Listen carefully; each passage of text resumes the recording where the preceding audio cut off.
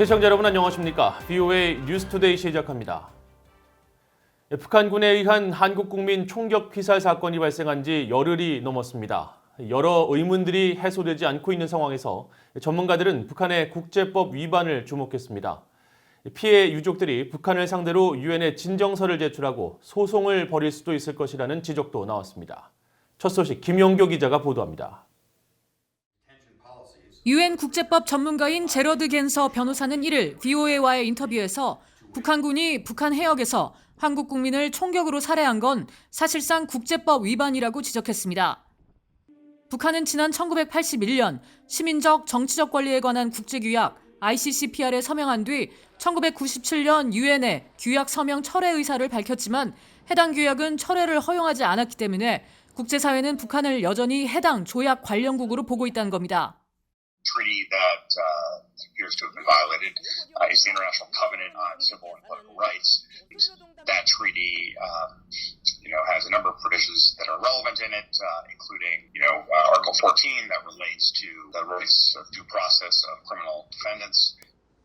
겐서 변호사는 이어 국제규약 6조에 따라 모든 인간은 생명에 대한 고유의 권리가 있으며 이 권리는 법에 의해 보호돼야 하고 어느 누구도 자의적으로 생명을 뺏겨선 안 된다고 지적했습니다. 여기에 7조, 인간은 누구도 고문이나 잔혹하고 비인간적인, 모멸적인 대우나 벌을 받아서는 안 된다고 명시돼 있다는 겁니다. 겐서 변호사는 이번 사안에 대해 북한의 책임을 묻게 하는 방법으론 유엔 시민 정치적 권리위원회에 진정서를 제출하는 방법이 있다고 말했습니다. 18명의 독립 전문가로 구성된 유엔 시민 정치적 권리위원회가 국제규약 ICCPR이 제대로 이행되고 있는지 감독하면서 국가별로 보고를 한다는 겁니다. 대북제재 전문가인 조슈아 스탠튼 변호사는 한국인 피해자 가족들이 한국 법원에서 북한을 상대로 소송을 거는 방법도 있다고 말했습니다. The family could try to sue in a South Korean court and claim some kind of compensation. And we know that recently a couple of Koreans were held after the Korean War armistice and enslaved in violation of that agreement, did sue and did recover. 노종호 미국 컬럼비아 대학교 법대 교수는 북한의 김정은 국무위원장이 공개적으로 미안하다는 뜻을 밝히고 나온 건 이 사안을 더 키우지 않으려는 의도가 있어 보인다고 말했습니다. 그러면서 북한은 북한군에 의한 한국인 총격 피살 사건에 대해 직접적인 책임을 지고 나올 가능성은 매우 낮다고 전망했습니다. 로버타 코언 전 국무부 인권 담당 부차관보는 김 위원장이 잘못을 인정한 상황에서 북한이 한국의 협조에 공동조사에 나서는 게 책임을 지는 모습일 수 있다고 말했습니다. The right to establish the facts. I mean, that's the first step of any kind of accountability is establishing the facts of what did occur and what was violated or not. And so this is at the very beginning. 코언 전 부차관보는 북한은 사건 발생 장소에 대한 한국 당국의 조사를 허용해야 한다면서 북한이 이를 이행하도록 유엔 등 국제사회를 통한 외교적인 수단을 독려할 것을 촉구했습니다. VOA 뉴스 김양교입니다. 미국 의회 하원 외교위원회가 한국전쟁 발발 70주년을 맞아 미국과 한국의 동맹을 기념하는 결의안을 만장일치로 채택했습니다. 상원 군사위원장인 제임스 이노프 의원은 국방부의 인도태평양 지역 미군 재배치 검토를 지지한다는 입장을 밝혔습니다. 의회 소식 이조은 기자가 보도합니다. 미국 하원 외교위원회가 한국전쟁 발발 70주년과 미한동맹을 기념하는 초당적 결의안을 상정 약 3개월여 만에 처리하고 본회의로 넘겼습니다. 하원 외교위는 이를 전체 회의를 열어 민주당 아미베라 의원과 공화당의 테드 유호 의원이 공동 상정한 이 결의안을 포함해 28건의 안건을 만장일치로 일괄 채택했습니다. The friendship on the people-to-people relationship, the legislator-to-legislator relationship is one of our strongest alliances.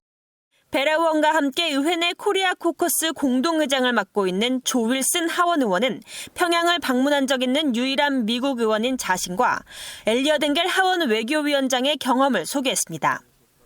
윌슨 의원은 방북 당시 한국과 북한의 대조적 모습을 회상하며 한반도에 존재하는 자유와 민주주의 그리고 독재주의 사이의 간극보다 더 대조되는 것은 없을 것이라면서 미국과 한국은 상호 희생을 바탕으로 자유와 민주주의 그리고 놀라운 경제적 번영의 토대를 마련했다고 밝혔습니다. There could not be a greater contrast of the difference between freedom and democracy and totalitarian existence in the Korean Peninsula. 이런 가운데 공화당의 제임스 히노프 상원 군사위원장은 최근 미국 국방부가 밝힌 인도태평양 미군 재배치 검토 계획에 지지 입장을 밝혔습니다. 히노프 위원장은 30일 VOA에 보낸 이메일에서 최근 주한미군 감축서를 낳고 있는 국방부의 이 같은 방침에 대해 인도태평양 지역과 같은 우선순위의 전구에서 미군 태세를 평가하고 전방 주둔 미군이 미국의 장기적 국가안보 이익을 어떻게 지원할 것인지 검토하는 것은 현명하다고 본다고 밝혔습니다. 인호프 위원장은 인도태평양 지역 미군 재배치 구상의 일환으로 주한미군 감축을 지지하는지 묻는 질문에는 구체적인 답변을 하지 않았습니다. 인호프 위원장은 그러면서 미국 국방부가 해외 주둔 미군 태세를 정기적으로 평가해 군의 규모와 조정의 필요성을 최적화할 것으로 예상한다고 밝혔습니다. VOA 뉴스 이존입니다. 미국 재무부 산하 해외자산통제실이 WMD 대량 살상무기 확산 제재 규정에 세컨더리 보이콧, 즉 제3자 제재 내용을 추가한 개정안을 발표하고 이를 연방관보에 게재했습니다. 재무부가 1일 연방관보에 올린 개정안에 따르면 북한 관련 활동으로 대량 살상무기 확산 금지법을 위반해 특별지정 제재 대상 명단에 오른 인물들을 설명하는 세부 문구에 세컨더리 보이콧, 즉 제3자 제재 위헌 문구를 추가하고 적용되는 제3자 제재 권한 정보도 함께 제공했습니다.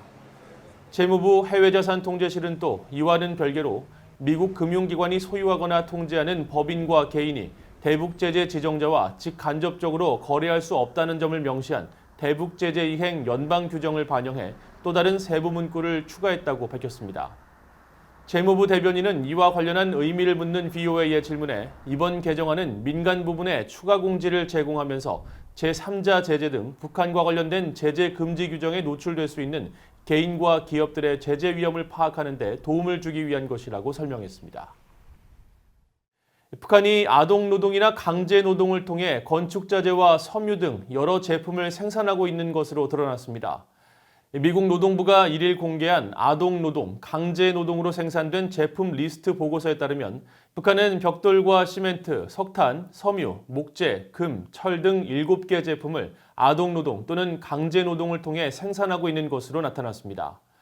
아동 강제노동을 통해 가장 많은 제품을 만들어낸 나라는 중국으로 면과 조화, 크리스마스 장식품 등 17개 제품이었으며 미얀마와 인도가 각각 13개와 8개로 뒤를 이었습니다.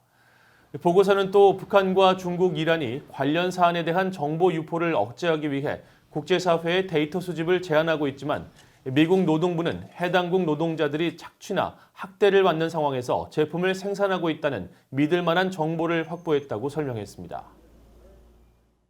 미국 국무부의 마셜 빌링슬리 군비통제 대통령 특사는 중국 위협에 맞서기 위해 미국은 현재 개발 중인 신형 중거리 미사일의 실전 배치에 매우 빠른 속도로 움직이고 있다고 밝혔습니다. 빌링슬리 특사는 1일 베트남 하노이에서 열린 전화 기자회견에서 중거리 미사일에 대한 구체적인 역량이나 미국이 원하는 배치 후보지에 대해서는 언급하지 않겠다면서 이같이 밝혔습니다. 빌링슬리 특사는 또 미국의 대북 정책 세부 상황에 대해서도 언급하지 않겠다면서도 세계는 현재 특정 정권들이 핵무기를 통해 도발적인 깡패짓을 촉진시키려고 하는 여러 중대한 도전들에 직면하고 있다고 지적했습니다. 독일의 민간단체들이 현재 북한에 억류 중인 한국계 중국인 선교사의 즉각적인 석방을 요청하는 서한을 김정은 북한 국무위원장에게 보냈습니다. 독일의 본부를 둔 국제인권단체 국제인권사회와 기독교단체 IDEA는 1일 성명을 통해 북한이 억류 중인 한국계 중국인 선교사 장문석 씨를 박해받는 10월의 수감자로 선정해 석방 캠페인을 펼치고 있다면서 김 위원장 앞으로 서한을 보낸 사실을 밝혔습니다. 중국 이름 장웬샤이로 알려진 장 씨는 북중 국경 지역에서 어려운 북한 주민들에게 숙식과 생필품을 제공하며 기독교 복음을 전하다가 2014년 북한 요원들에게 납치된 뒤 15년형의 노동교화형을 선고받고 복역 중인 것으로 알려졌습니다. 독일 단체들은 독일 주재 북한 대사관에 보낸 서한에서 장 씨는 북한 정부에 대해 어떤 범죄나 적대 행위를 하지 않았다면서 장 씨를 즉각 석방해 집으로 돌아올 수 있도록 허가해달라고 요청했습니다. 이상으로 VOA 뉴스투데이를 마칩니다. 시청해주신 여러분 고맙습니다.